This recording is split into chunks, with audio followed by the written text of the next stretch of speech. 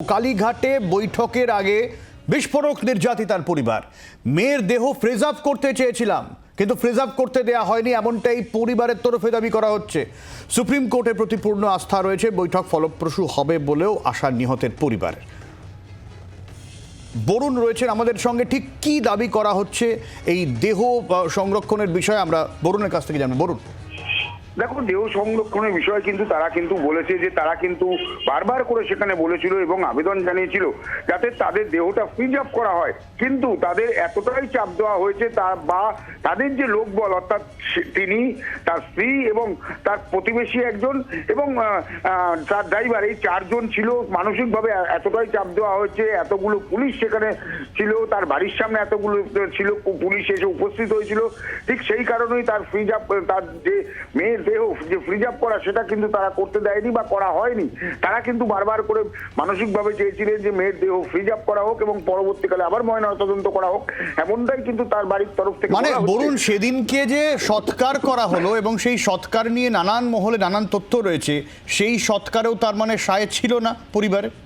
একেবারে এই প্রশ্নই কিন্তু উঠে আসছে যে একেবারে তার পরিবার যখন ফ্রিজ আপ করতে চেয়েছিল, তার মানে যে সৎকার খুব দ্রুততার সঙ্গে সৎকার সারা হয় এবং সেই সৎকার করা হয়, তার মানে সেখানেও তাদের কিন্তু সায় ছিল না। আমি এই জায়গাতে বরুণ আসছি, তোমার কাছে আবারও আসবো, সঙ্গে থাকো। কি বলা হচ্ছে পরিবারের তরফ থেকে ঠিক শুনবো। আমরা পরেও চলে গেছিলাম টালা থানায় বডি ফ্রিজ আপ করার জন্য, তখনও পুলিশ আমাদের হেল্প করেনি, তখন আমাদের প্রেশার দিয়েছে বডি যাতে আমরা তাড়াতাড়ি, মানে তখন তো বাড়িতে এসেই গেছে। আমরা টালা থানায় আমরা পুলিশকে বারবার বলেছি আমাদের মেয়ের বডি ফ্রিজ আপ করতে চাই, আমরা পোড়াতে চাই না, আজকে দাহ করতে চাই না, শোনেনি আমাদের কথা। আপনারা বলেছেন? হ্যাঁ, এবং সেটাই বলছে যে ওসি চেষ্টা করছেন দ্রুত সৎকার করে দেয়। তাহলে কতটা চাপ দিয়েছিল আপনাদের? পুলিশ আমাদের বাড়ির এখানে 300 পুলিশের সঙ্গে আমরা দুটো তিনটে লোক কি করবো? 200-300 পুলিশের সঙ্গে আমাদের বাড়ির পাশে একজন ছিলেন, আমাদের ড্রাইভার ছিল, আমরা চারজন ছিলাম। মেন্টাল প্রেশারও সৃষ্টি করে। কেন? সেটা তো ওরাই ভালো বলতে পারবে।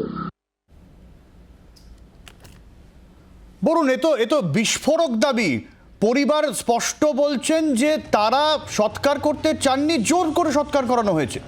একেবারেই তাদের এই বিস্ফোরক দাবি নিয়ে কিন্তু আবারও প্রশ্ন উঠতে শুরু করে দিচ্ছে টালা থানার ভূমিকা নিয়ে। কারণ তারা যেটা বলছেন যে তারা কিন্তু সেই সময় টালা থানায় ছিলেন, সেই টালা থানায় বসেই কিন্তু তারা কিন্তু বলেছিলেন যে মেয়ের দেহ ফ্রিজ আপ করবেন তারা, কিন্তু ততক্ষণে কিন্তু দেহ কিন্তু একদম পুলিশের সহায়তায় তার বাড়ির সামনে চলে আসে।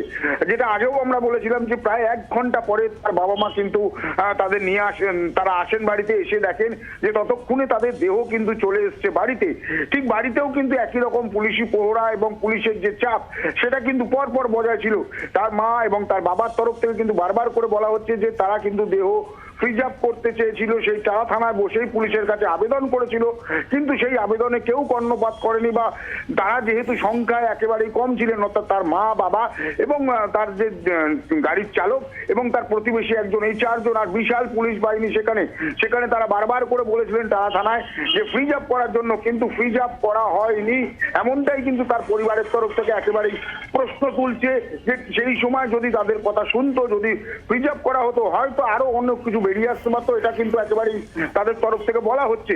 পাশাপাশি আজকের যে বৈঠক রয়েছে, অর্থাৎ ছাত্রদের সঙ্গে যে বৈঠক, মমতা বন্দ্যোপাধ্যায় যে মুখ্যমন্ত্রী যে বৈঠকের জন্য তাদের ডেকেছেন, সেই বৈঠক ফলপ্রসূ হোক এমনটাও কিন্তু তারা জানাচ্ছেন এবং তার দুপক্ষেই সদিচ্ছা এবং দুপক্ষে যেটা ভালো হয়। এই এতদিন ধরে যে ছাত্রছাত্রীরা তাদের জন্য তার মেয়ের দাবি, যে বিচারের দাবিতে তারা যে প্রতিবাদ চালিয়ে চলেছেন, সেই প্রতিবাদে যাতে সুরা হয় এমনটাও কিন্তু তাদের তরফ থেকে বলা হচ্ছে এবং দুতরফেই যাতে সদিচ্ছা উঠে আসে এবং সদিচ্ছার পরে একদম ভালো মতোই যাতে তাদের যে দাবি, সেই দাবি মুখ্যমন্ত্রী যাতে মেনে নেন, এমনটাই কিন্তু তার পরিবারের তরফ থেকে বলা হচ্ছে। কিন্তু পাশাপাশি এই যে বিস্ফোরক, যে তার মেয়ের দেহ ফ্রিজ আপ করতে তিনি চেয়েছিলেন, তারা চেয়েছিলেন, সেটা করতে দেওয়া হয়নি, এটা নিয়ে কিন্তু একেবারে প্রশ্ন উঠতে শুরু করে দিয়েছে। কারণ তাদের যে তারা যেটা বক্তব্য, তারা টালা থানায় তখন বসেছিলেন এবং সেই বসে থাকার সময় থেকে প্রায় 1 ঘন্টা তালা থানায় তারা বসে 1 ঘন্টা পরে তালা থানার থেকে বেরোন এবং মেয়ের দেহ যখন চলে এসছে বাড়িতে প্রায় 1 ঘন্টা 20 মিনিট পরে তারা কিন্তু এসে বাড়িতে আসেন এবং এসে সেখানেও কিন্তু একেবারে পুলিশের ঘেরাটোপ। সেটা কিন্তু তারা আগেও বলেছেন যে সেই চাপের মুখে তারা নথি স্বীকার করে বাধ্য হয়েছেন একেবারে শ্মশানে শেষকৃত্য তৈরি করতে। এবং এই যে তাড়াহুড়ো, অর্থাৎ ফ্রিজ আপ করতে চাওয়া, তালা থানায় বসে বারবার করে তার মা যেটা বলছেন ফ্রিজ আপ করতে চাওয়া এবং সেটা না দেওয়া, এটা নিয়ে কিন্তু এখন প্রশ্ন উঠতে শুরু করে দিয়েছে। একদমই, অনেক ধন্যবাদ বরুণ।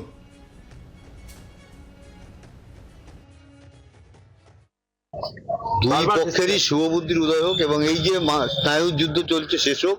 স্বচ্ছতার সঙ্গে মুখ্যমন্ত্রী ওদের সঙ্গে আলোচনায় বসে ওদের যে দাবি আছে দাবি দেওয়া সমাধান করে নিন, আমরা এটাই চাই।